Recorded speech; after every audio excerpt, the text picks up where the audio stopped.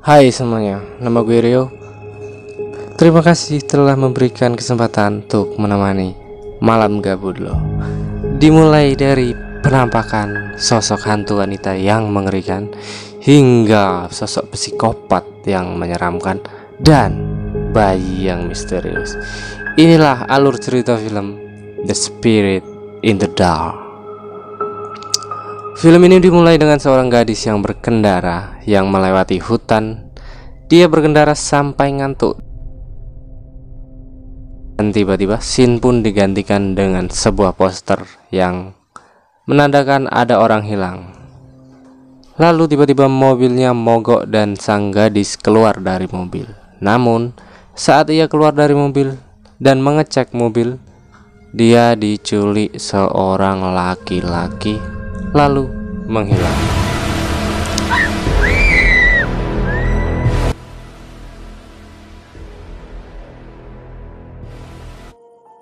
Singkat cerita, scene pun digantikan dengan seorang pria dan istrinya yang sedang hamil. Lalu sang pria berbicara di depan kamera layaknya seorang YouTuber dan mengatakan bahwa video yang tadi adalah video lama yang direkam. Jadi itu tuh video flashback mereka. Dan sebenarnya istrinya telah meninggal bersama sang bayi saat melahirkan. Dan dia sekarang sedang bersedih. Dan ia pun bercerita bahwa ia dan sang istri memiliki satu hobi yang sama, yaitu berguncung di tempat-tempat yang horor dan merekamnya. Lalu ada rekaman yang seru, dia akan menguploadnya di internet. Ya kayak kita, kayak YouTuber gitu. Kalau lagi explore hantu gitu, kalau nemu penampakan, dia pasti upload. Lalu ia bercerita bahwa ia menemukan rekaman yang membuat ia penasaran. Di sini ada jump scare ya. Jadi buat kalian hati-hati, tapi nggak terlalu serem kok.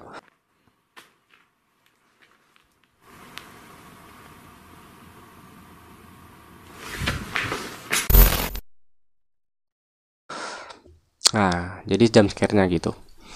Singkat cerita, sang lelaki ingin mengeksplor lagi tempat itu dan menemukan penampakan itu lagi. Ia berharap bahwa sang penampakan itu adalah sang istrinya dan mengharapkan istrinya untuk berkata sesuatu. Singkat cerita, ia pun datang ke sana lagi dengan berjalan kaki dan membawa sebuah kamera. Nah, di sini itu selama 10 menit kita bakalan diperlihatkan footage orang bawa kamera ala-ala YouTuber tanpa berkata sedikit pun. Sumpah 10 menit nggak bohong. Lalu singkat cerita, maaf banget ya, banyak banget singkat ceritanya ya, karena di film ini tuh nggak ada ceritanya selain footage sinematik gitu. Pokoknya tuh nggak ada dialog, nggak ada pertemuan, ya cuman sinematik slow mo ala tiktoker slow mo gitu. Saat asik-asik merekam di sekelilingnya, pria ini menemukan gigi dan bercak-bercak darah.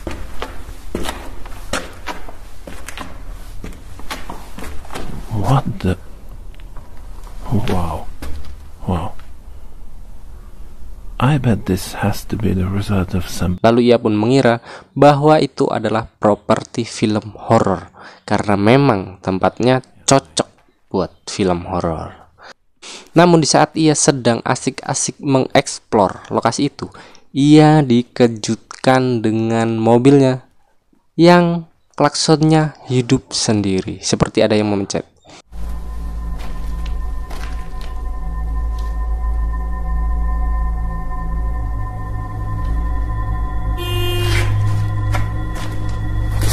Di saat ia mengeceknya, tidak terjadi apa-apa dan kunci pintu pun masih aman. Lalu ia berniat kembali ke dalam gedung. Saat ia masuk ke dalam gedung, ia dikejutkan dengan kembalinya klakson mobil yang berbunyi.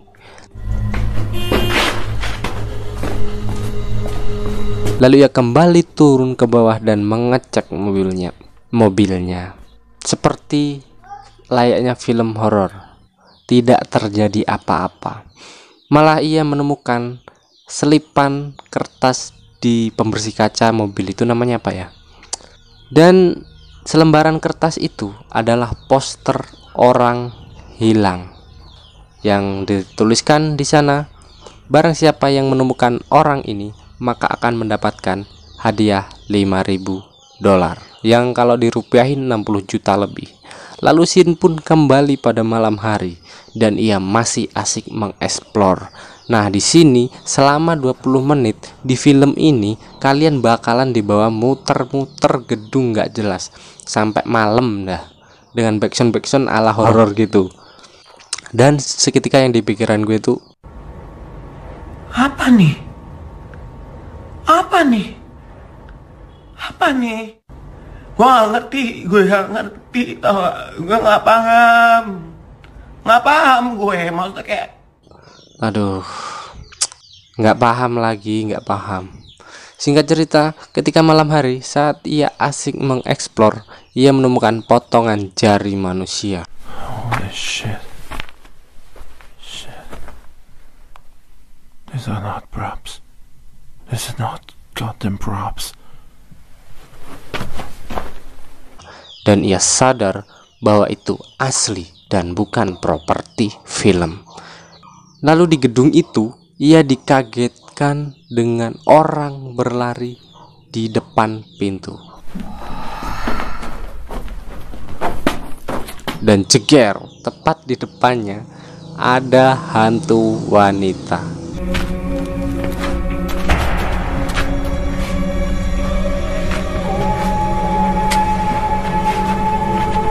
Ia terus dikejar-kejar.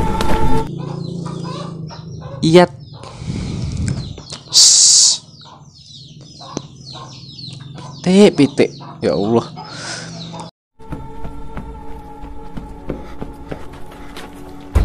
Ia terus dikejar-kejar hantu tersebut sampai masuk ke dalam mobil.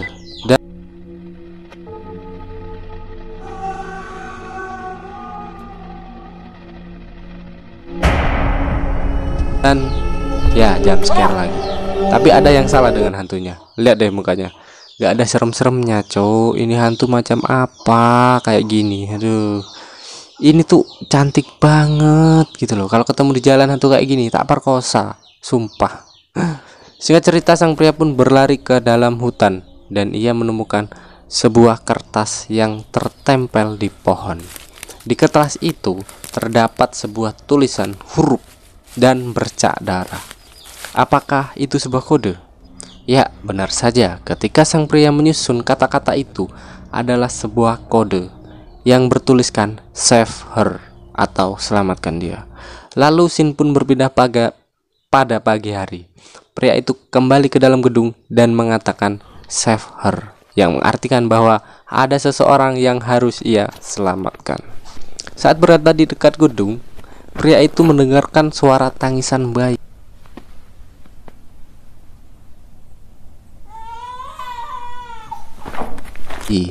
yang membuat ia berlari semakin masuk ke dalam gedung, dan ia pun masih dikejutkan dengan hantu wanita.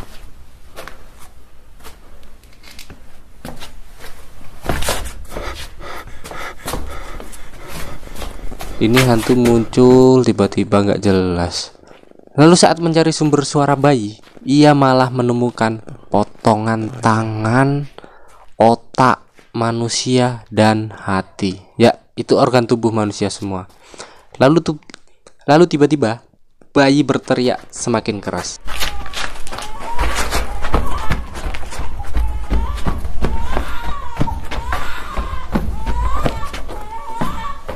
Dan pria itu pun menemukannya. Pria itu berniat membawa bayi itu keluar dari gedung. Namun saat pria itu keluar dari ruangan, tiba-tiba terlihat seorang pria berdiri di lorong dan seketika menembaki si pria tersebut.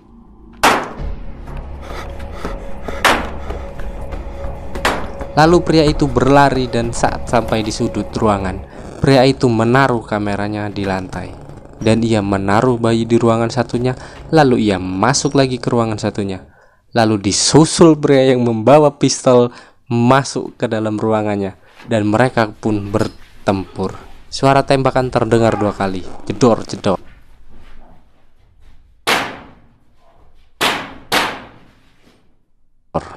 seperti kartun Tom and Jerry. Singkat cerita, sang pria baik pun menang. Lalu ia berlari keluar. Scene pun digantikan dengan pria yang menelpon polisi bahwa ia menemukan bayi di dalam gedung yang kelaparan. Are you in danger right now? No, we're not in danger right now. She might be hungry or but I don't know. Dan tamat. Sungguh ending yang sangat kampret. Ini tuh gue sampai bingung buat nulis ini ya, karena mungkin kalau diceritain cuma 2 menit sih. Tapi ya karena untuk kebutuhan durasi ya gue perpanjang dengan membuat sebuah kesimpulan tentang gak jelasnya film ini. Jadi untuk kesimpulan film ini, saya tuh heran sama film ini. Gak jelas banget, tapi ratingnya di Billboard itu 5,5. Gak masuk akal. Nih ya, saya mau ngejelasin betapa absurdnya film ini, betapa gak jelasnya film ini.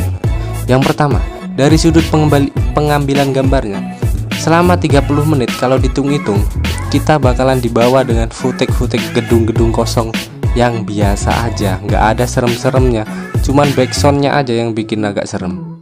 Dan gak ada teka-teki yang membuat kita betah nontonnya gitu loh. Jadi bakalan dipastiin buat kalian pecinta film, apalagi film horor, kalian bakalan close film ini di menit ke-20.